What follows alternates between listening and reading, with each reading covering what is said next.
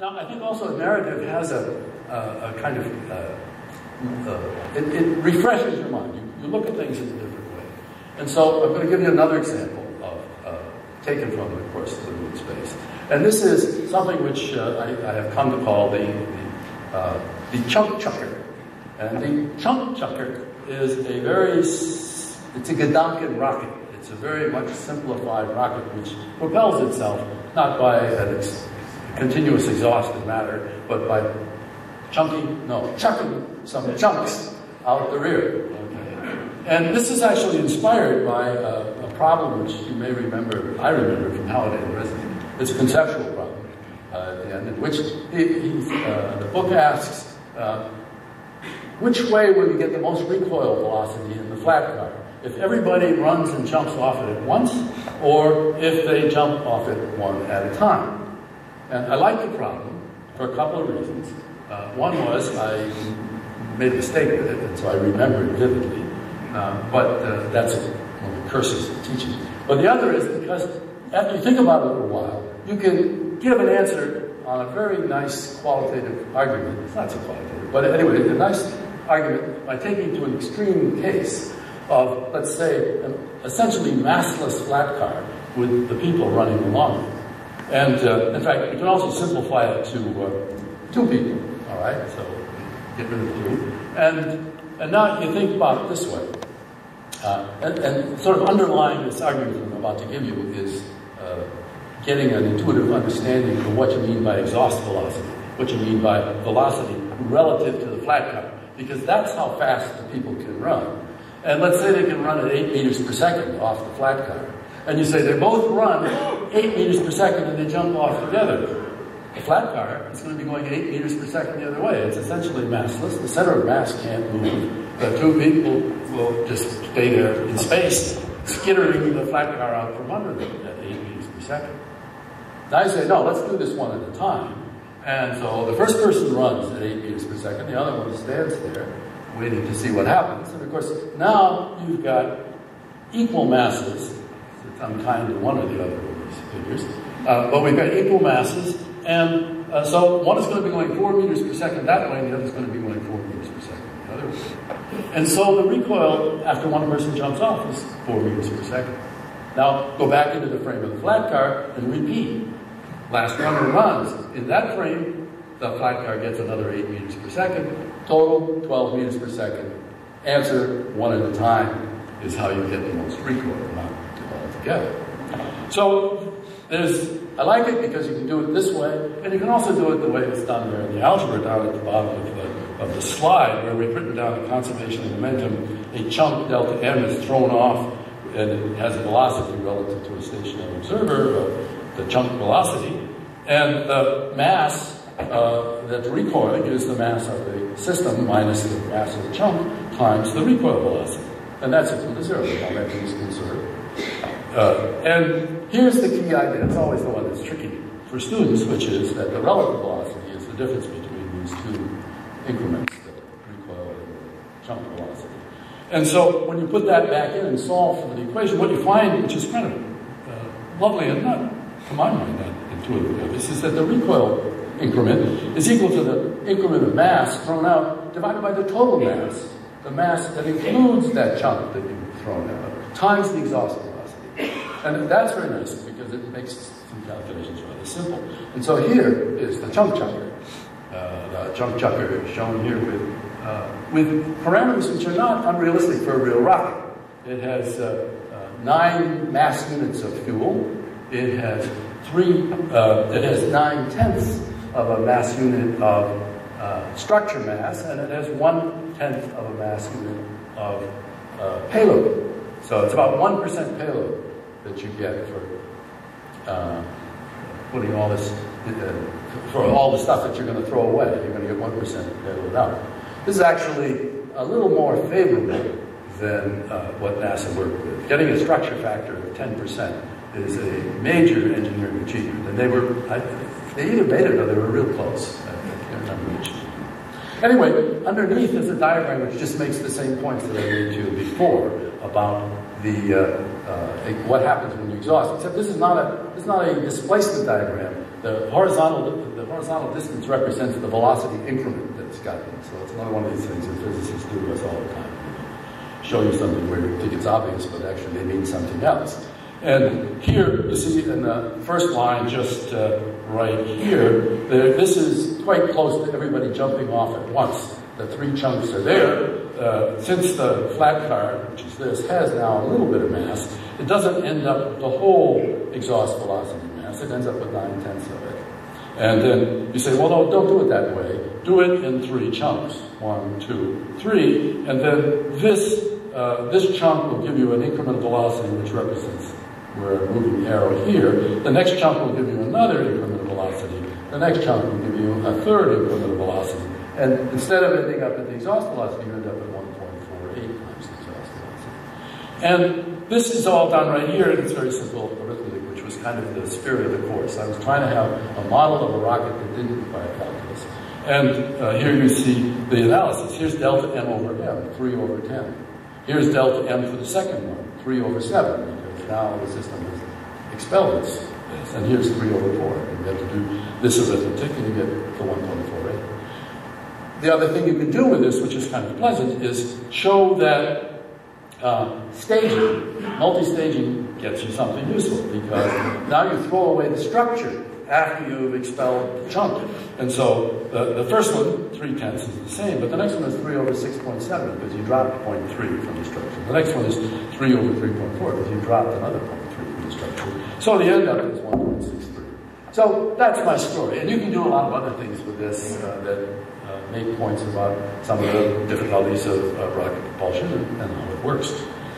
This might seem familiar to you if you know Jules Verne's trip to the moon, because, of course, he has his spacefarers travel in an artillery shell fired from a giant cannon in, of all places, Florida. So he was ahead of his time where you launched to get to the moon.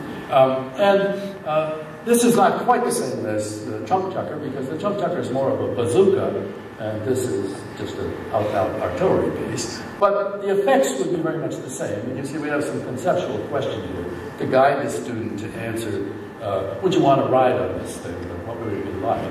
The answer is, if you go through the 3 Fermi-level questions here, is you would be squashed like a butter on a windshield, traveling in this mode of acceleration. This is a serious course, and that's my taste always. And so here's a kind of typical question for the final exam, in which we're asking students to give us a quantitative analysis of what we've been talking about. But my point here really is that the narrative picks us up and drives us in directions which we might not otherwise have gone. And I think this is the strength of narrative and part of its attraction. Well, this course was a success in many of the ways we would measure course success. It was popular with students. I liked it. I felt the students were learning some physics. That, incidentally, I like it is a very important criterion in my mind. So whether the course is desirable. And it failed in one way that you'll all recognize immediately, which is, as soon as my interest turned to something else, this course evaporated.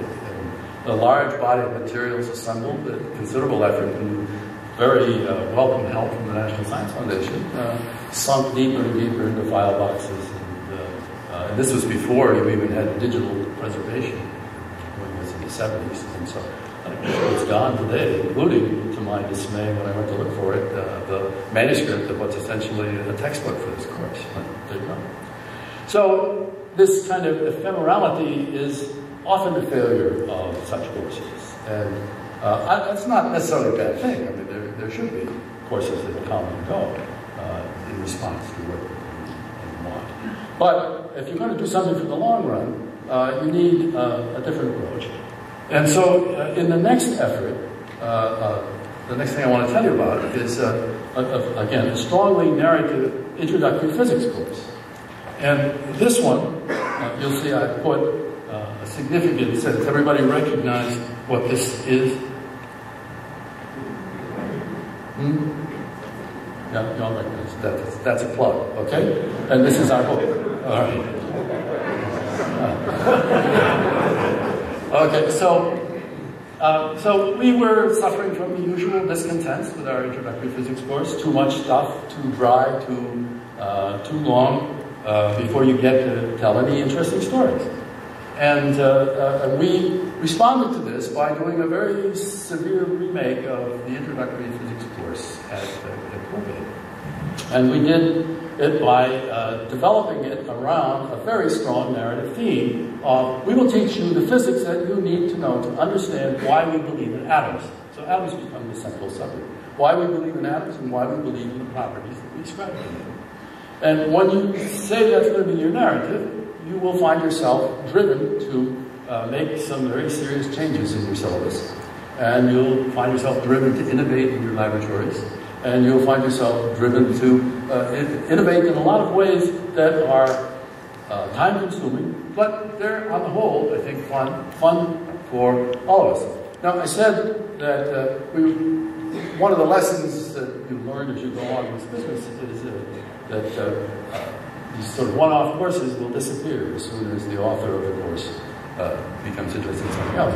So one of the things we did here was, this was very much a collaborative effort. This was an effort started out with 3 or 4, it's a physics department at that time, it was about 7.5 people, I don't remember how we got a half out of it, but 4 people were committed to this. And we also designed the course so that new faculty could come in and kind of come in gradually and see how it was taught, so that there was you didn't have to come in and sort of start out. You got a chance to see how it was being done, modified to your taste, but there was if you like, a training period. You also see here in the epigraph that we found that after we'd done this, in fact, John Rigdon pointed out to me one time this excellent quote from Feynman about the importance of atoms, and it becomes a very nice epigraph for the book, so that if there was anything that you wanted to survive the next, well, let's not talk about that. Anyway, but this is a very important idea. And although I'm emphasizing the narrative part, here's a little paragraph out of the table of contents that I've highlighted. It has in it, this is going to be a story. It's going to be a story about the atom. So we're right up front about what the narrative is in the book. But it also, if you know how to read this, it warns you that this is a textbook. We've got other things on our mind than telling you the story about the atom. We are trying to develop some quantitative skills in our students. We're trying to develop a way of looking at nature, and that we're going to introduce you to physics in a broader sense than just the mechanics of a few problem solving, let's say. And so that underlies what we do. I mean, it's a textbook. And it's now in its 2nd edition. And it has new authors. Beth Parks, fellow member of the physics department, is one of those, who was an immense help as we produced the 2nd edition here. The 2nd edition, this is the table of contents in the 2nd edition, and I just put it up there to show you what we did to the syllabus, or maybe what our narrative forced us to do to the syllabus. This is the first semester of what we think of as calculus level physics, and as you can see, it's a fairly, in a way, it's not an unfamiliar syllabus, because it's rather similar to the syllabus that you would get to around more about the 3rd semester in the usual sequence. But we found it picked us up and carried us along in a very interesting way as we got to the 2nd edition. We thought, we still think, an adequate presentation of quantum mechanical ideas, a presentation that was appropriate to the students, which we were mostly first-year students, and that we were able to then grapple in a meaningful way with interesting questions that arise from the sort of the weirdnesses of superposition in quantum mechanics, like entanglement. And so at the very end, you see there's a couple of chapters on these matters. So the point I'm making here is not that you should rush out and buy the book. For one thing, we don't get anything for it, so